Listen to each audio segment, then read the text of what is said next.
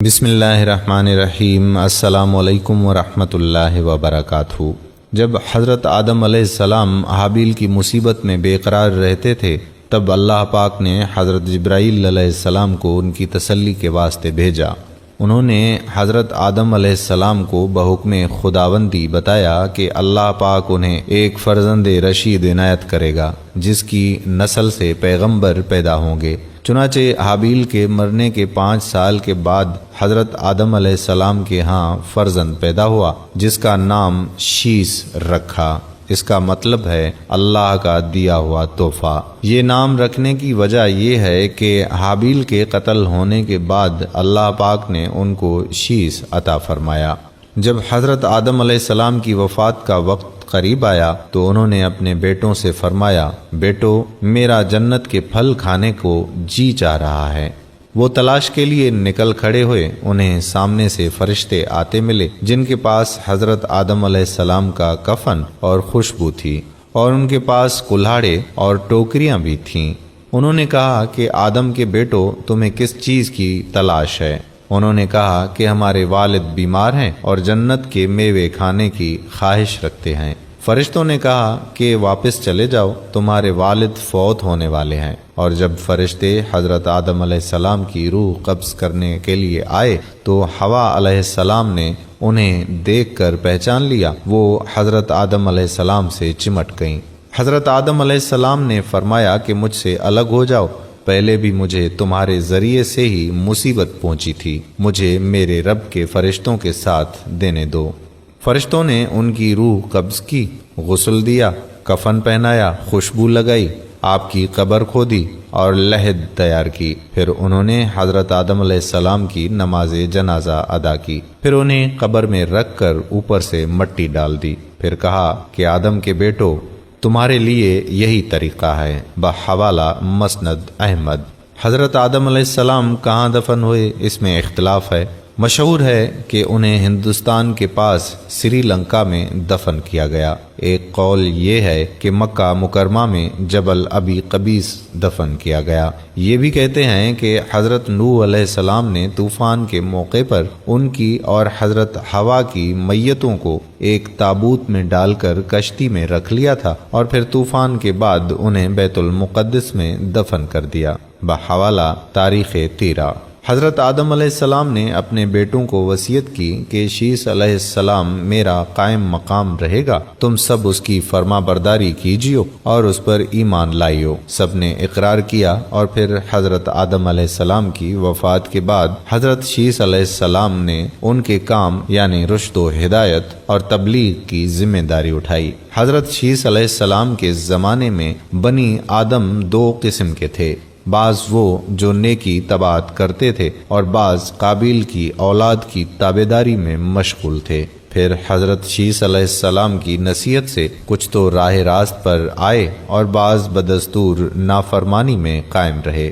حضرت شیس علیہ السلام کی نصیحتوں میں سے کچھ یہ ہیں کہ مومن حقیقی وہ ہے جس میں یہ خصلتیں ہوں: خدا کو پہچاننا، نیک بد کو جاننا، بادشاہ وقت کا حکم بجا لانا، ماں باپ کا حق پہچاننا اور ان کی خدمت کرنا، صلہ رحمی یعنی لوگوں سے نیکی اور محبت کرنا، غصے کو حد سے نہ بڑھانا، محتاجوں اور مسکینوں کو صدقہ دینا اور رحم کرنا، گناہوں سے پرہیز، مصیبتوں میں صبر، شکر الہی۔ حضرت شیس علیہ السلام کی وفات کا وقت آیا تو انہوں نے اپنے بیٹے انوش کے حق میں وصیت کی، چنانچہ انہوں نے منصب سنبھالا۔ ان کے بیٹے قینن پھر ان کے بیٹے مہلائل نے یہ منصب سنبھالا۔ ان کے بارے میں اہل فارس کا کہنا ہے وہ 7 اقلیت کے بادشاہ تھے۔ سب سے پہلے انہوں نے درخت کاٹے، شہر بسائے اور بڑے بڑے قلعے تعمیر کیے۔ وہ کہتے ہیں کہ بابل اور سوس ایران کے شہر انہوں نے تیار کیے۔ ان کی وفات پر ان کے بیٹے یرد نے ان کا منصب سنبھالا۔ انہوں نے اپنی وفات کے وقت اپنے بیٹے خنوخ کے حق میں وصیت کی۔ مشہور قول کے مطابق انہی کو ادریس علیہ السلام کہا جاتا ہے۔ حضرت شیس علیہ السلام حضرت آدم علیہ السلام کے فرزند ہیں۔ حضرت آدم علیہ السلام کی عمر 130 برس تھی جب یہ پیدا ہوئے۔ قتل حابیل کے 5 برس بعد ان کی پیدائش ہوئی۔ شیس سریانی زبان کا لفظ ہے اور عربی میں اس کے معنی عطیہ خداوندی ہے۔ چونکہ ان کی پیدائش حابیل کے قتل کے بعد ہوئی، اس لیے حضرت آدم علیہ السلام نے ان کو عطیہ خداوندی سمجھا اور ان کی صفات حسنہ کی وجہ سے ان سے بہت خوش رہے۔ کہا جاتا ہے کہ تمام بنی آدم ان کی ہی اولاد ہیں، کیونکہ حضرت آدم علیہ السلام کے دوسرے بیٹوں کی اولاد کا سلسلہ آگے نہ چل سکا۔ قرآن کریم میں ان کا ذکر نہیں ہے۔ ابو ذر رضی اللہ تعالی عنہ رسول اللہ صلی اللہ علیہ وآلہ وسلم سے ایک روایت میں فرماتے ہیں کہ اللہ تعالیٰ نے اپنے پیغمبروں پر 100 صحیفے نازل کیے اور 4 کتابیں، اور ان 100 صحیفوں میں سے 50 صحیفے حضرت شیس علیہ السلام پر اترے۔ اس سے ان کی نبوت ثابت ہوتی ہے۔ حضرت آدم علیہ السلام کے بعد یہ دوسرے نبی تھے۔ جب آدم علیہ السلام کی وفات کا وقت قریب آیا تو انہوں نے ان کو اپنا وصی، خلیفہ اور جانشین بنایا۔ دن اور رات کو مختلف ساعتوں میں تقسیم کیا اور ہر ساعت کی عبادت کی، ان کو تعلیم دی۔ انہوں نے ان کو طوفان نوح سے بھی آگاہ کیا۔ آدم علیہ السلام نے ان کی نسل میں خیر و برکت ہونے کی دعائیں مانگی۔ ہمارے حضور خاتم النبیین صلی اللہ علیہ وآلہ وسلم انہی یعنی حضرت شیس علیہ السلام کی اولاد میں سے ہیں۔ حضرت شیس علیہ السلام حسن و صورت میں اور خوب سیرت میں حضرت آدم علیہ السلام کے مشابہہ تھے، اور تمام اولاد میں حضرت آدم علیہ السلام کے نزدیک محبوب تھے۔ چنانچہ آدم علیہ السلام نے قبل از وفات ان کو اپنا ولی عہد بنایا اور بطریق وصیت کے فرمایا کہ جب طوفان نوح حضرت نوح علیہ السلام کے زمانے میں ہو، اگر تم اس زمانے کو پاؤ تو میری ہڈیوں کو کشتی میں رکھنا جو غرق ہونے سے محفوظ رہے، یا اپنے اولاد کو وصیت کرنا کہ اس طرح عمل میں لائیں۔ حضرت شیس علیہ السلام اکثر اوقات حضرت آدم علیہ السلام کی زبان سے احوال بہشت لذت کے ساتھ سنتے تھے اور آسمانی صحیفوں کا مضمون بھی دریافت کرتے تھے۔ اس لیے حضرت آدم علیہ السلام نے تجرد اور خلق سے ان سے حق سے خلیفہ کیا تھا، اور لوگوں سے تنہا ہو کر دنیا کی لذتیں چھوڑ کر اکثر اوقات وظائف اور طاعات میں مشغول رہتے تھے، اور نفس کی ریاضت اور تہذیب و اخلاق ہمیشہ ان کے مد نظر رہتا تھا۔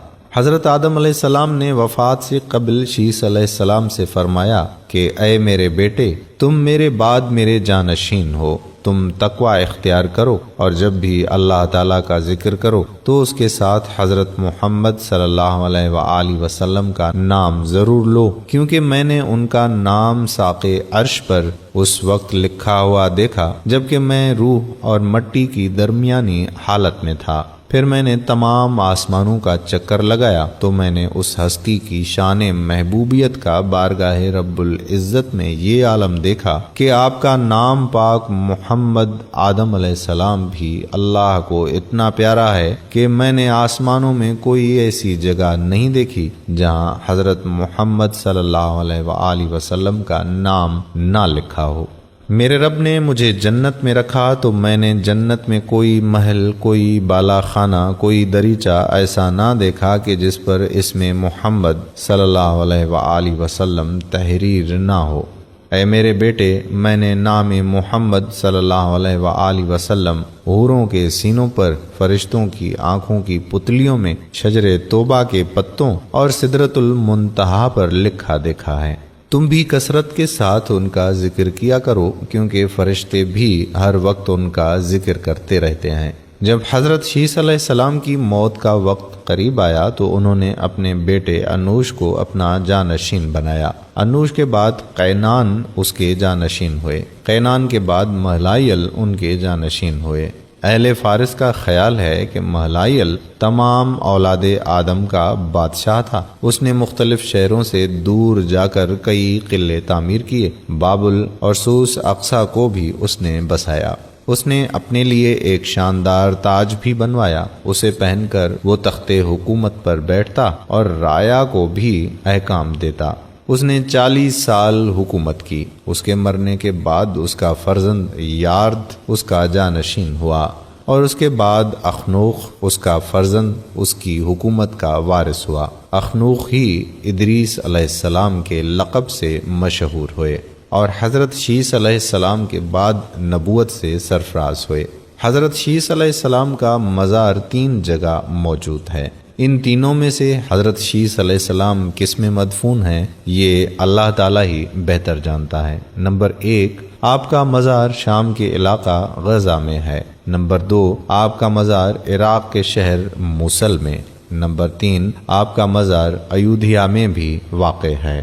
میرے دوستو، امید کرتے ہیں کہ ہماری آج کی یہ ویڈیو آپ کو ضرور پسند آئی ہوگی۔ پسندیدگی کا سب سے بہترین اظہار یہ ہے کہ ویڈیو کو لائک کریں، شیئر کریں اور نیچے دیے گئے کمنٹ باکس میں اپنے کمنٹس تحریر کریں۔ جزاک اللہ خیرہ۔ السلام علیکم ورحمۃ اللہ وبرکاتہ۔